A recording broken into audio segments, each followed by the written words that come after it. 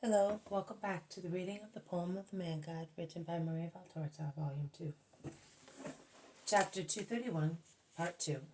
Two blind men and a dumb demoniac cured.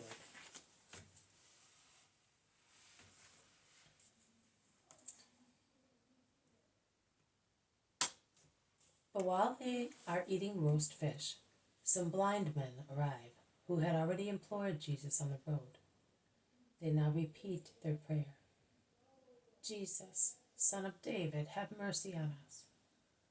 Go away. I told you to come tomorrow, and let it be tomorrow. Let him eat, says Peter reproachingly. No, Simon, do not send them away. So much perseverance deserves a reward. You too, come forward. He then says to the blind men, who go in sounding the floor and walls with their sticks, do you believe that I can give your eyesight back to you? Oh yes, Lord, we came because we are certain. Jesus gets up from the table, approaches them, lays his fingertips on the blind eyes, raises his head and prays. Let it be done to you according to your faith. He removes his hands, and the eyelids, so far motionless, begin to wink, because the light strikes the revived pupils of one of the men, and the eyelids of the other become unsealed, whereas before they were sealed probably by neglected ulcers, and the palpebral edges are reshaped anew, without the least fault, so that he can wink freely. The two men fall on their knees. You may stand up and go, and mind you, do not let anybody know what I have done for you. Take the news of the grace to your relatives and friends in your villages. It is not necessary to do so here, and it would not do your souls any good. Make sure that the faith of your souls does not suffer from any injury, and now that you know what it is like to be able to see, ensure that your eyes do not get injured, so that you may not become blind again. The supper is over. They go up on the terrace where it is cool. The lake is shining in the moonlight. Jesus sits on the edge of the low wall and lets his mind wander, watching the silvery surface of the lake. The others are talking to one another in low voices, so as not to disturb him, but they look at him as if they were fascinated. In fact, how handsome he is. The moon forms a halo around his head and illuminates his face, which is severe and serene at the same time, emphasizing its tiniest details. He is sitting with his head lightly tilted backwards, leaning against the coarse vine branch, which climbs up there and then spreads out on the terrace. His deep blue eyes look like onyx in the night and seem to be pouring peaceful waves over everything. At times he looks up at the clear sky, strewn with stars. At times he looks down at the hills, and farther down at the lake. Or he stares at a distant, hazy point, and his eyes seem to be smiling at something they only can see. His wavy hair is gently blown by a light breeze. He is sitting slightly sideways, touching the floor with one foot, while the other is a few inches off it, with his hands relaxing on his lap. His white robe emphasizes his splendor, which becomes silvery in the moonlight, and his long white hands look more like old ivory, emphasizing the virile beauty of his tapering fingers. Also his face, with its high forehead, straight nose, lightly oval-shaped cheeks,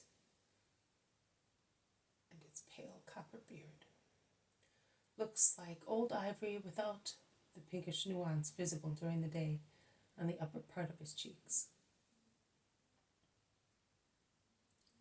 Are you tired, Master? Asks Peter, No, I am not. You look pale and pensive.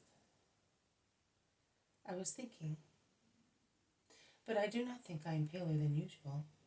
The moonlight makes you all look pale as well. You will go to Chorazim tomorrow, and you may find some disciples there.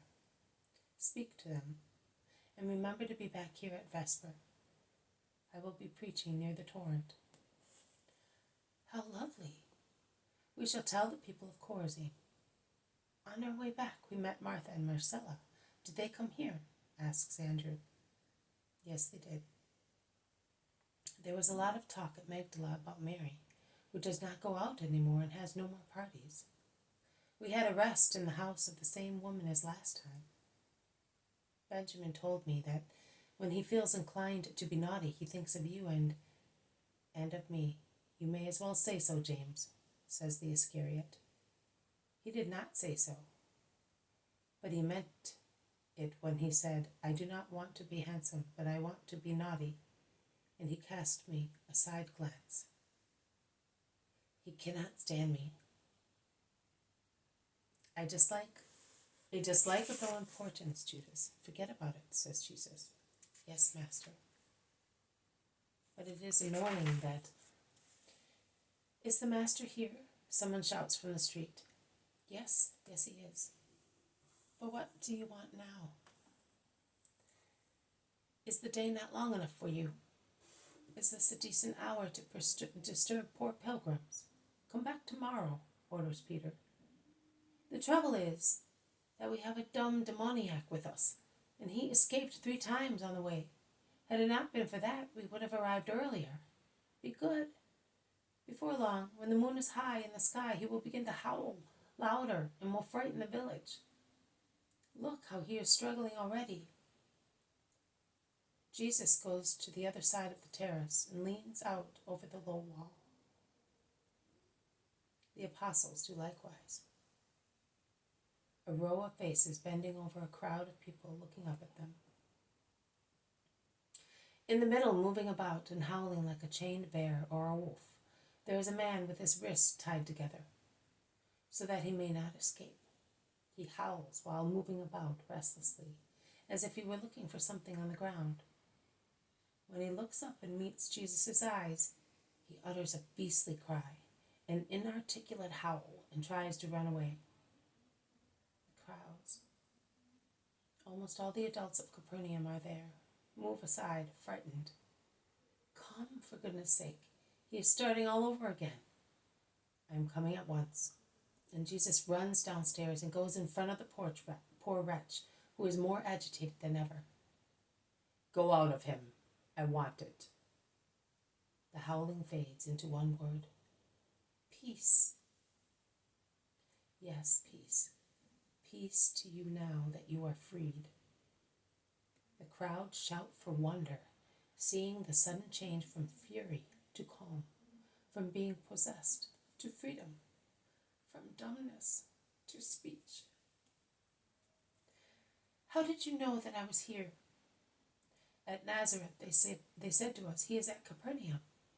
This was confirmed at Capernaum by 2 men who said their eyes had been cured by you in this house.